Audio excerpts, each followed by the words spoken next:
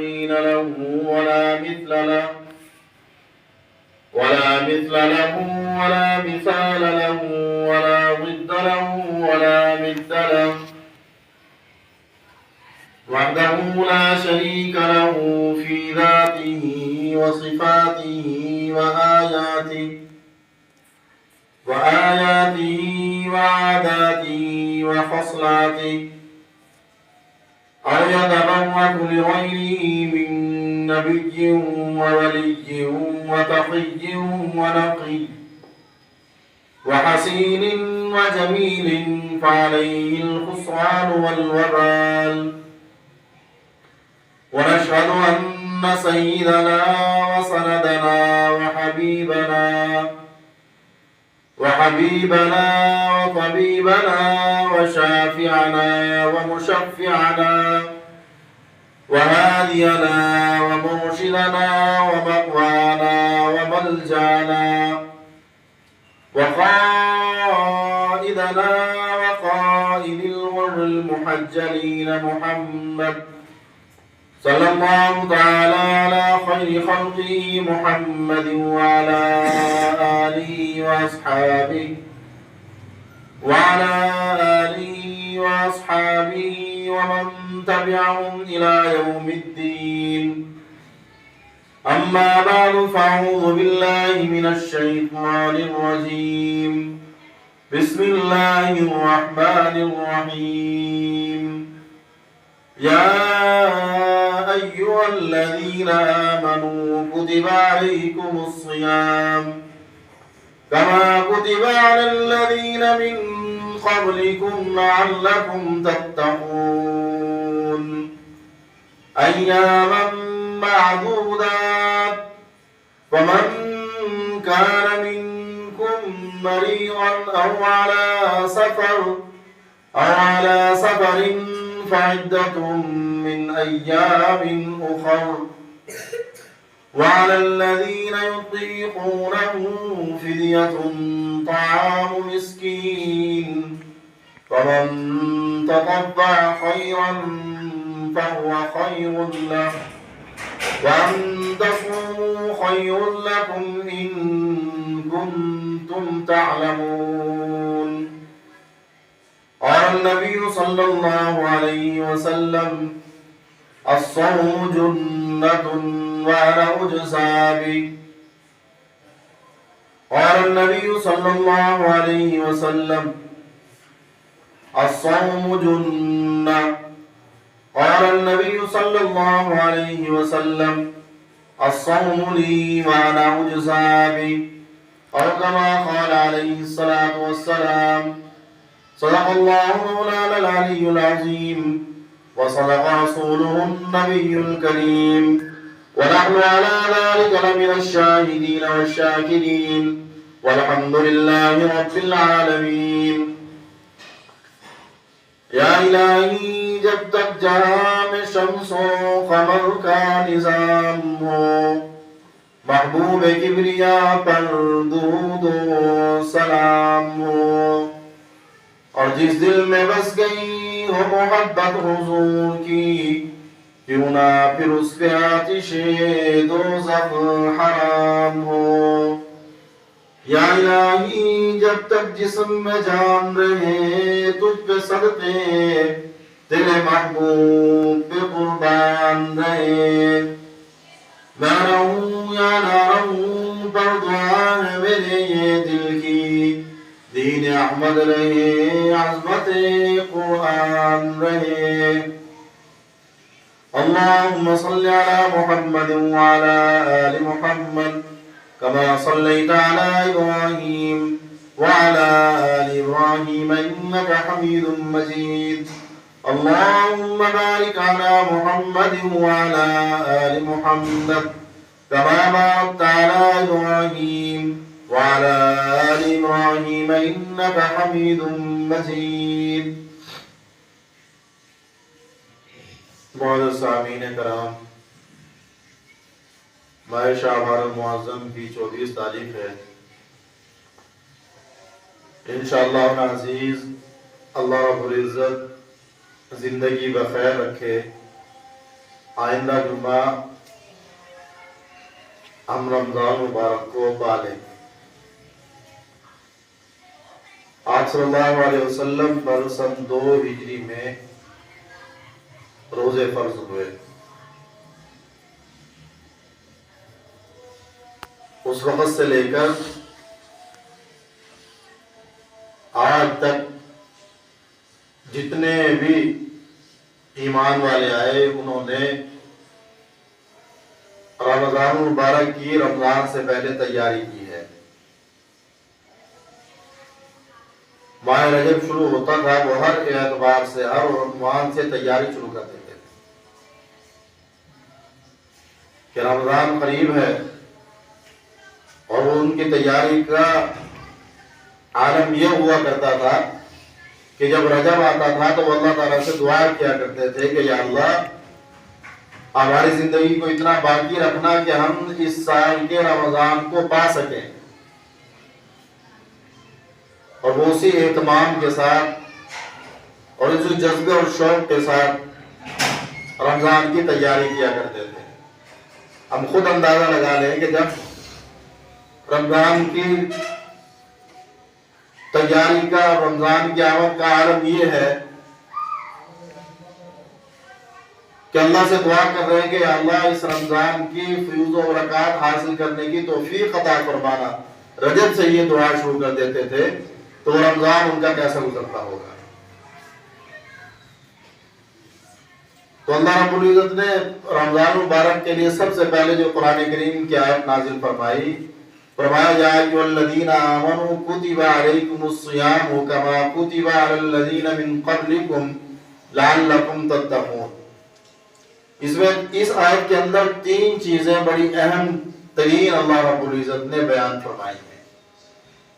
سب سے پہلے خطاب فرمایا یا ایھا الذین آمنوا، اے ایمان والو تم پر روزے فرض کیے گئے ہیں۔ اب جب آمنو کہا تو اس سے وہ تمام کے تمام افراد، وہ تمام کے تمام لوگ خارج ہو گئے کہ جن کے نزدیک روزے کی کوئی اہمیت نہیں ہے۔ ایک کافر ہے جو آپ صلی اللہ علیہ وسلم کو نہیں مانتا، اس کے نزدیک روزے کی کوئی اہمیت نہیں ہے، وہ بھی اس سے خارج ہے۔ اور ایک وہ ہے جو مسلمان ہو کر روزے کی اہمیت کو نہیں جانتا، روزے کا عرب نہیں کرتا، وہ بھی اسی کے اندر داخل ہو جاتا ہے۔ کہ اللہ فرماتے ہیں کہ میں نے تو خطاب ہی ایمان والے کو کیا ہے، جو ایمان والا ہوگا وہ روزے کی طرف آئے گا، وہ روزے کی اہمیت کو جانے گا، وہ رمضان مبارک کی اہمیت کو جانے گا۔ آگے فرمایا کتب علیکم الصیام کما کتب علی الذین من قبلکم، کہ اللہ روزے ہیں کیا چیز؟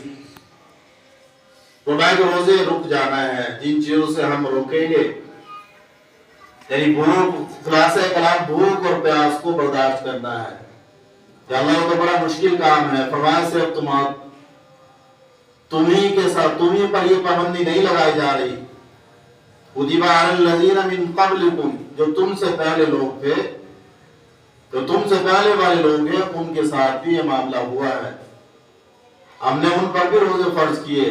حضرت آدم علیہ السلام سے روزوں کا سلسلہ شروع ہوا کہ حضرت آدم علیہ السلام سے جنت کے اندر جو غلطی ہوئی اس پر اللہ رب العزت سے معافی مانگنا شروع کی، معافی مانگتے رہے، چاند کی 13، 14، 15 تاریخ آئی، جیسے جیسے معافی مانگ رہے تھے تو جو جنتی کیفیات تھی وہ واپس لوٹتی آ رہی تھی۔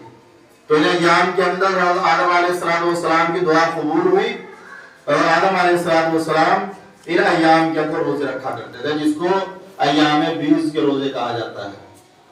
اور یہ روزے اس تسلسل سے چلے کہ آپ صلی اللہ علیہ وسلم نے اپنی پوری زندگی کے اندر جب رمضان کے روزے فرض نہیں ہوئے تھے اس سے پہلے بھی آپ صلی اللہ علیہ وسلم یہ روزے رکھا کرتے تھے، بڑے اہتمام سے روزے رکھتے رہے۔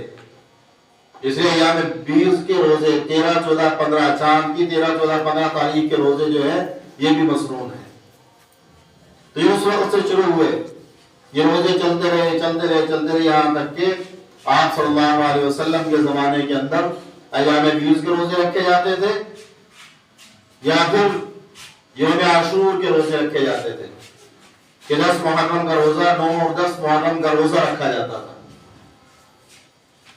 تو یہ تسلسل اس وقت سے چلتا آیا، اور حضرت آدم علیہ السلام کی نسل میں سے ہی ایک مرتبہ قوم کے بادشاہ قوم پر قحط نازل ہوا۔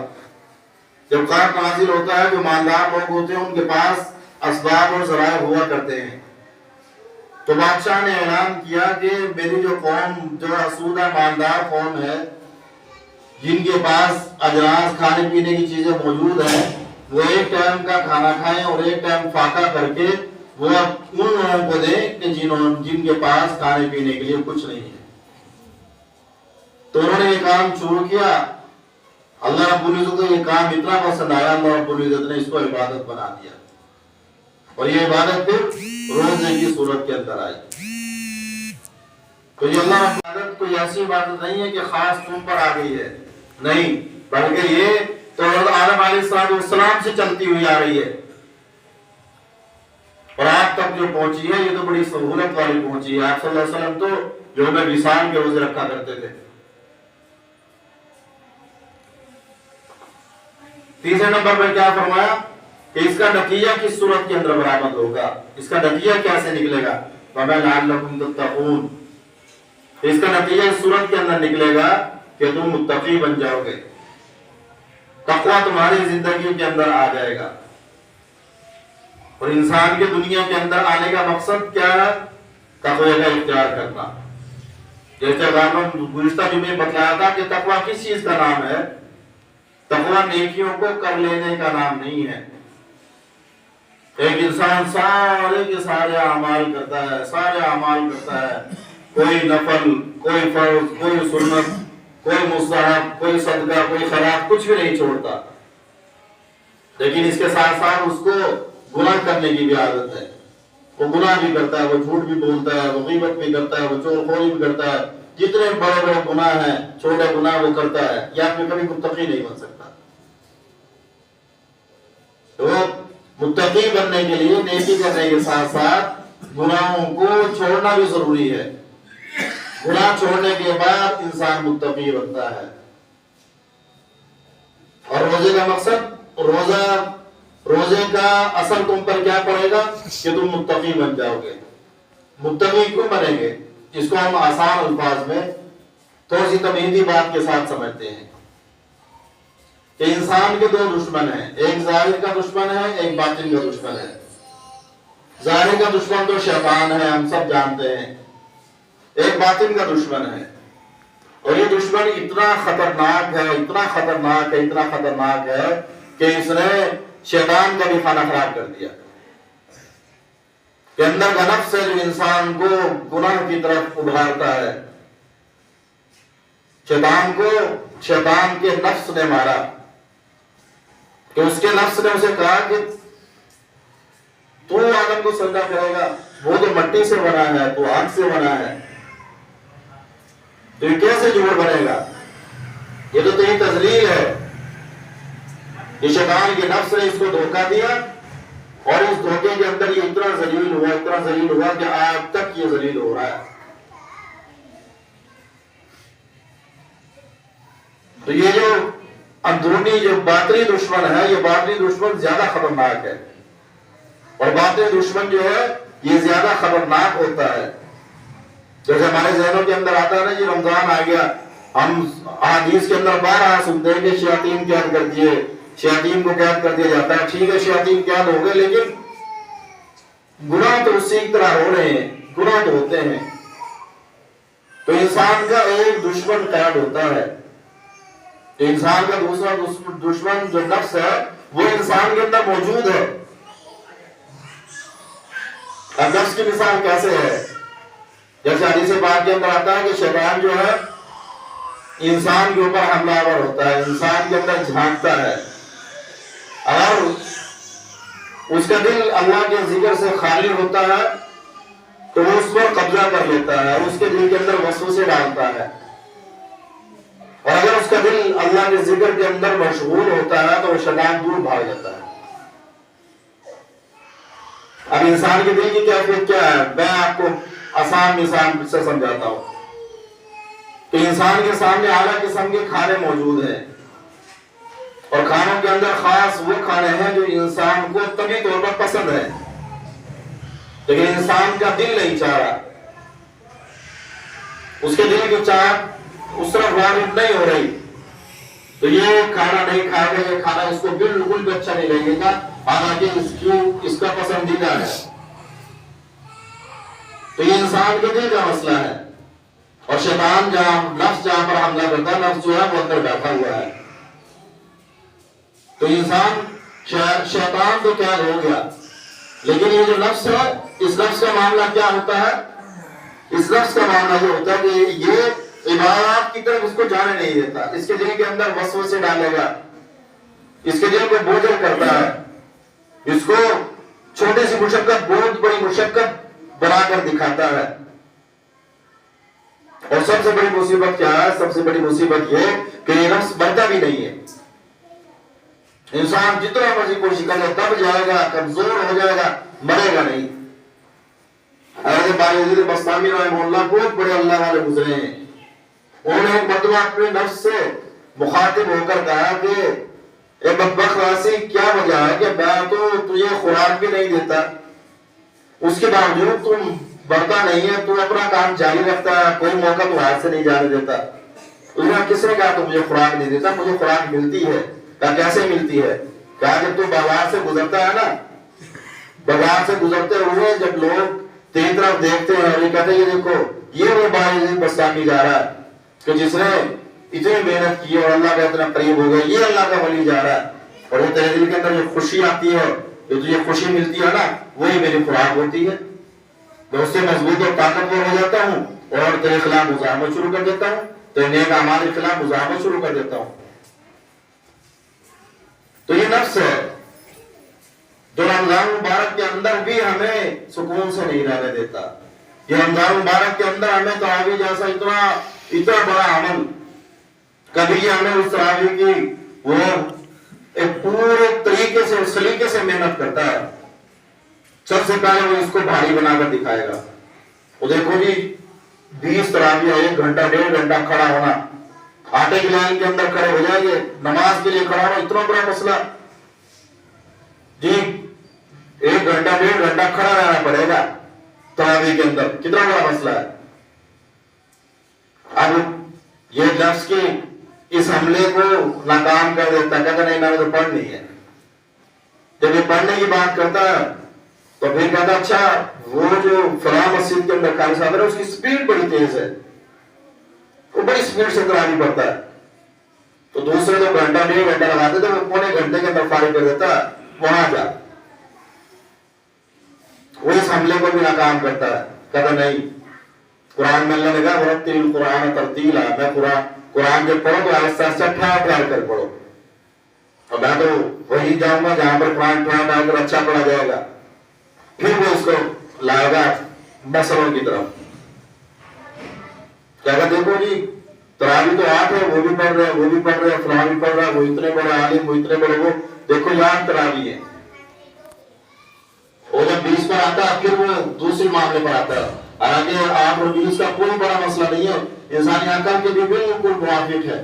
سب سے پہلی بات یہ کہ حضرت عمر رضی اللہ تعالیٰ عنہ نے اس کو جاری کیا 20 تراویحوں کو، اور حضرت عمر نے اس سنت کو آپ صلی اللہ علیہ وسلم نے جاری فرمایا۔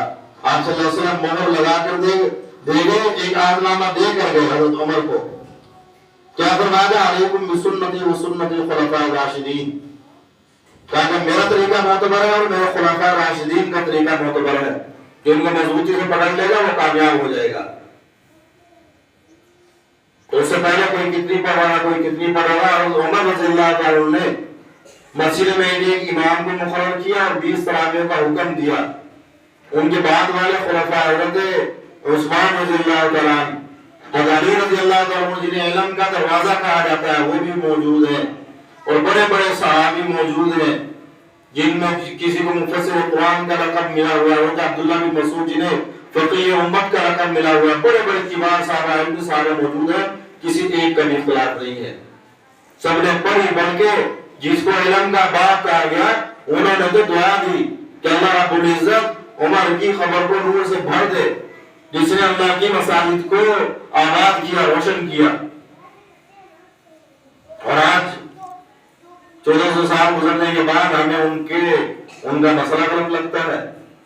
1400 سال گزر گئے، ان کی تحقیق، ان کا حکم ہمیں غلط لگتا ہے. ان کا حکم غلط لگنے کا مطلب کیا ہے؟ ان کا حکم غلط لگنے کا مطلب یہ ہے کہ آپ صلی اللہ علیہ وسلم نے ان کے حکم کے صحیح ہونے پر جو مہر سبق کی تھی، ہم اس پر اعتراض کر رہے ہیں. اور حضرت عمر کے حکم پر تو اللہ نے قرآن نازل کیا ہے. سورۃ النساء کی آیت مشہور آیت ہے کہ آپ صلی اللہ علیہ وسلم کے پاس، اس کا شان نزول ہے، آپ صلی اللہ علیہ وسلم کے پاس ایک یہودی اور ایک منافق آیا، اپنا فیصلہ لے کر آئے کہ یہ معاملہ آپ صلی اللہ علیہ وسلم دونوں کی بات سنی، یہودی کے حق میں فیصلہ دے دیا.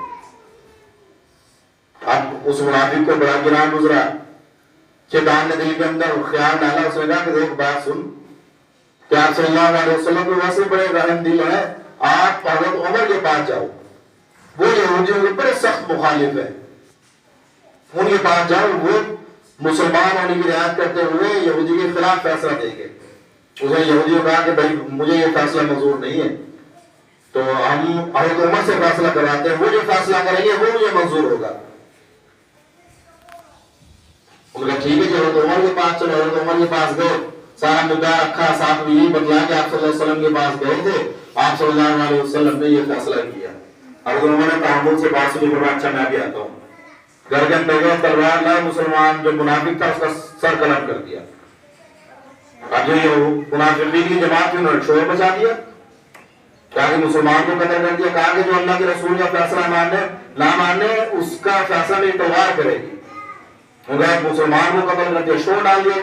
جیسے منافق کی عادت ہوتی ہے اور ایک مخالف کی عادت ہوتی ہے، وہ بہانہ تلاش کرتا ہے کہ مجھے کوئی بہانہ، کوئی موقع ملے اور میں ان کو آخر تک پہنچا دوں.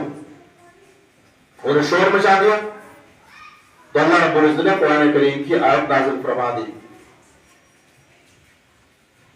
فیما شجر بینہم والآیات، مکمل آیت اللہ نے نازل فرمائی. تو یہ اللہ کے رسول کا فیصلہ نہ مانے جو منافق ہو، اس کے دل کے اندر ایمان ہی نہیں ہے. تو اس سب سے پہلی بات یہ کہ حضرت عمر رضی اللہ تعالیٰ عنہ نے اس کو جاری فرمایا اور تمام کبار صحابہ کرام نے اس کو قبول کیا. پھر اس کے بعد لفظ تراویح ہی ایک ایسا لفظ ہے کہ جو بتلا رہا ہے کہ یہ اس کا 8 رات کا اس کے اندر کوئی چکر نہیں ہے. کہ عربی کے اندر تراویح کہتے ہیں 4 رکعتوں کے بعد تھوڑی دیر آرام کرنا، اور تراویح واحد ہے، اس کی تسنیہ آتی ہے تراویحتین. تراویحتین کا مطلب کیا ہوگا کہ 8 رکعتوں کے بعد تھوڑا سا وقفہ کرنا، تھوڑا سا آرام کرنا، استراحت کرنا. اور تراویحتین کے بعد جو جماعت ہے وہ جماعت ہے تراویح. اور ہمارے یہاں 8 والے بھی اس کو تراویحتین نہیں کہتے، وہ بھی اس کو تراویح کہتے ہیں. عربی لغت کے اعتبار سے بالکل غلط. اب اس نقطے کو یاد کر لیں، ان سے جا کر پوچھ لیں کہ بھئی تراویح کا مطلب کیا ہے اور تراویحتین کا مطلب کیا ہے، تراویح کا مطلب کیا ہے. لیکن وہ کہتے تراویح ہیں اور بات 8 کی کرتے ہیں.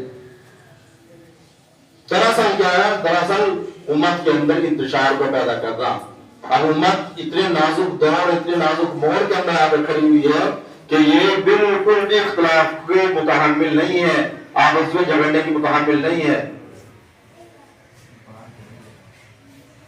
اور اتنا مبارک عمل ہے، اتنا مبارک عمل ہے. حدیث پاک کے اندر آتا ہے کہ تراویح کے ایک سجدے پر 1500 نیکیاں ملتی ہیں. اور اللہ رب العزت یاقوت کا ایک بیل، ہر سجدے پر یاقوت کا ایک بیل جس قرآن کریم کا سننا.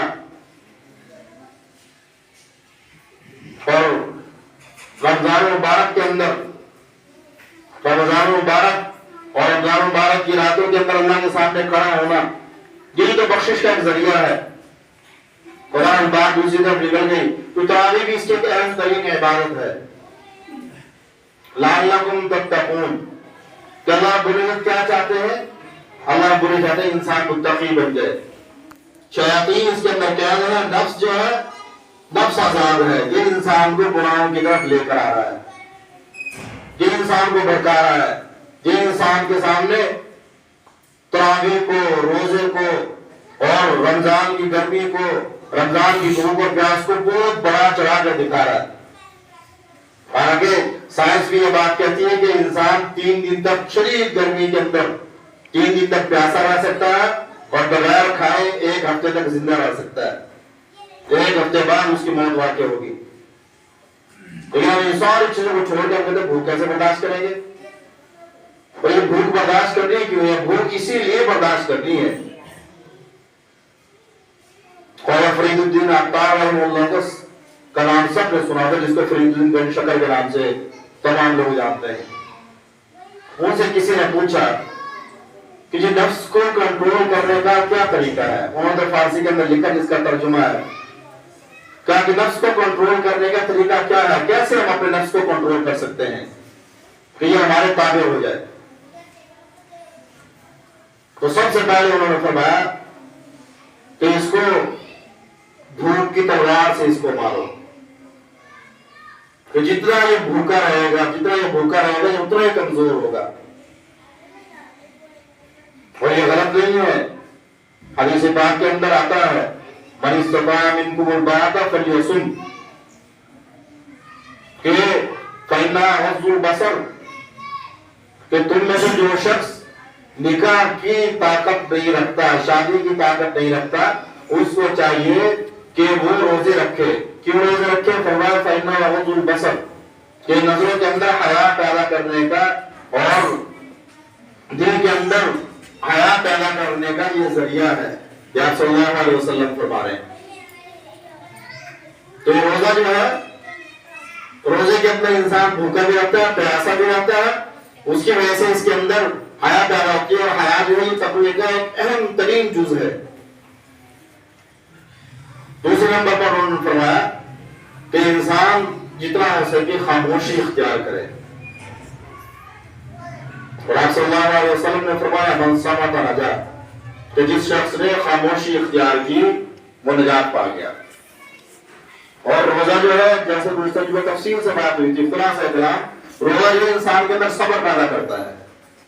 جب انسان حرام چیزوں پر صبر اختیار کرتا ہے تو خود بخود اس کی طبیعت 1 مہینہ یا حرام چیزوں پر صبر کر کے اپنے آپ کو اس طرح بال کرتا ہے، نتیجے کی صورت کے اندر نکلتا ہے۔ جب باقی ایام آتے ہیں تو ان باقی ایام کے اندر یہ شخص حرام چیزوں سے خود بخود بچنے لگتا ہے، اس کا نفس اس کے اندر کا ضمیر اس کو کہتا ہے۔ کبھی دیکھو اللہ رب نے اس سے منع کیا ہے، رمضان میں اللہ نے کھانے سے منع کیا جو حرام تھا، تم اس سے رک گئے، تو اللہ رب حرام سے بھی تو منع کر رہا ہے، اس سے بھی رک جاؤ۔ تو دوسرے نمبر پر فرمایا کہ انسان جتنا ہو سکے خاموشی اختیار کرے، اور حدیث پاک کے اندر بھی ہے کہ روزے کے اندر اگر کوئی تم سے لڑائی جھگڑا کرے تو تم خاموشی اختیار کرو، تم اسے کہو کہ انا صائم، میں روزے دار ہوں۔ کہ تم سے روز کے کوئی تم سے جھگڑا کرتا ہے تو تم اسے کہو میں روزے دار ہوں۔ اور تیسرے نمبر پر فرمایا کہ وہ تنہائی اختیار کرے، کہ تنہائی کی کیسی تنہائی اختیار کرنی ہے؟ ایسی تنہائی اختیار کرنی ہے کہ جس میں اللہ رب کے ساتھ اس کا ایک مضبوط تعلق ہو، اللہ رب کی طرف اس کا مضبوط ربط ہو، اس کا اللہ کی طرف مکمل دھیان ہو، اور اپنے ماضی پر اپنے غلطیوں کو یہ دیکھے، اس پر غور و فکر کرے، اور اللہ رب کے سامنے ان کو رکھے، اللہ رب کے سامنے رہے۔ کرنا یہ 3 چیزیں ایسی ہیں جو نفس کو تباہ برباد کر دیتی ہیں۔ اور بلکہ غالباً خواجہ فرید عطار رحمہ اللہ نے یہ بات لکھی ہے، فرمایا کہ 3 مجلسوں کے علاوہ باقی تمام کی تمام مجالس جو ہیں انسان کے لیے تباہی و بربادی ہیں۔ سب سے پہلے فرمایا کہ مسجد، اس لیے کہ اللہ بولتے ہیں فرمایا احب البلاد اللہ مساجدها، اللہ کے ہاں سب سے زیادہ محبوب ترین جو جگہ ہے وہ مسجدیں ہیں۔ وابغض البلاد اللہ اسواقها، اللہ کے ہاں سب سے زیادہ جو ناپسندیدہ جگہ ہے، مبغوض ترین جگہ ہے وہ بازار ہے۔ دوسری مجلس فرمایا کہ کسی کامل نیک صالح اللہ والے کی صحبت، کہ کسی کامل آدمی خالص متبع الشریعہ ہے، عقیدے کے اعتبار سے، اعمال کے اعتبار سے، تو ایسے شخص کی جو انسان صحبت اختیار کرتا ہے کہ اس کو اللہ رب العزت کے انتہائی قریب کر دیتی ہے۔ اور تیسرا فرمایا کہ جب یہ دونوں چیزیں میسر نہ ہو تو پھر انسان تنہائی کو اختیار کرے۔ جیسے ہمارے میں عرف کے اندر مشہور ہے کہ اچھا دوست تنہائی سے بہتر ہے اور برے دوست سے بہتر تنہائی ہے۔ تو یہ دونوں جگہ، یہ دونوں چیزیں ایسی ہیں کہ جو انسان کو اللہ رب العزت کے قریب کرے گی، اور اس کے علاوہ باقی خدا کی طرح ہی بہتر ہے. تو یہ چیز ایسی ہے جو انسان کے نفس کو کمزور کریں گے، اور اسی کمزوری کے لیے اللہ رب العزت نے انسان پر روزوں کو فرض کیا ہے. تراویح کی جماعت کو اللہ رب العزت نے سنت کیا ہے. تو اس کا اگر ہم رمضان مبارک کے اندر عبادت کی نیت سے، اللہ رب العزت کی رضا کی نیت سے ہم اہتمام کریں گے کہ ہم پر جیسے مشقت آ جائے، ہم خود ابھی وقت موجود ہے، ہم کوشش کر لیں ہم رمضان مبارک کے ایام کو، رمضان مبارک کے ہمارے جو معمولات ہیں ان کے اندر جو ایسے معمولات ہیں جو پر مشقت ہیں، ہم ان کو آگے پیچھے کر لیں، ان کی کوئی ایسی ترتیب بنا لیں کہ رمضان ہمارا اس سے رمضان ڈسٹرب نہ ہو. ہم کوئی ایسی ترتیب بنا لیں تو انشاءاللہ العزیز رمضان مبارک کے ہم پوری فیوزات اور برکات ہم حاصل کرنے والے بن جائیں گے، اور آپ صلی اللہ علیہ وسلم کی دعاؤں کے اندر آ جائیں گے. اللہ رب العزت جو رمضان مبارک میں اپنی رحمتوں کو برسات کی طرح برساتے ہیں، ہم پورے طریقے سے اس سے سیراب ہونے والے بن جائیں گے. ورنہ ہم نے اگر محنت نہ کی اور ہم نے اس مشقت کو نہ اٹھایا تو پھر نہ اس کو موقع ملے گا یا کوئی موقع آپ سے جانے نہیں دے گا. یہ پھر رمضان ہمارے لیے خیر کا باعث نہیں بننے دے گا. اس کو کبھی ہمیں روزی کی مشقت دکھائے گا، کبھی کہے گا کہ میں سگریٹ کھاتی ہوں، کبھی کہے گا میں شوگر کا مریض ہوں، کبھی کہے گا میں فلاں چیز کا مجھے مرض ہے، کبھی کہے گا میرے گھٹنوں میں تکلیف ہے، میں کھڑا نہیں ہو سکتا. اس طرح کر کے وہ ساری کی سارے آہستہ آہستہ ہماری عبادات ختم کروا دے گا، ہمارا رمضان باقی 11 مہینوں کی طرح کر دے گا، اور اس کے بعد وہ خوش ہو جائے گا. اور شیطان بیٹھا ہوتا ہے، وہ کہتا ہے تو تھوڑی بہت کسر آ گئی ہے، عید کا دن آ لینے دو تمہیں لگ پتہ جائے گا. باقی جو تھوڑا بہت تم نے شروع میں کیا تھا اس کو میں تیار بیٹھا ہوں برابر کرنے کے لیے، میری ذرا رہائی ہو جائے اس کے بعد میں تمہیں دیکھ لوں گا.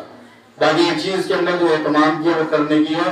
جو بات مجھے ابھی ذہن کے اندر آئی وہ یہ کہ ہمارے یہاں عمومی طور پر پاکستان کے اندر بڑے زور و شور سے کرتی ہے. چاند آئے گا، یہ 29 کا چاند تھا، یہ 30 کا چاند ہے، چاند ایک دن پہلے نظر آ گیا، فلاں کو نظر آ گیا، فلاں کو نظر آ گیا. آپ صلی اللہ علیہ وسلم پر جب روزے فرض ہوئے 9 سال آپ صلی اللہ علیہ وسلم نے روزے رکھے، جس میں 2 مرتبہ 30 روزے ہوئے، 2 مرتبہ 30 روزے ہوئے، 7 مرتبہ 29 روزے ہوئے. اور آپ صلی اللہ علیہ وسلم نے فرمایا کہ تم چاند دیکھ کر روزہ رکھو، چاند دیکھ کر افطار کرو.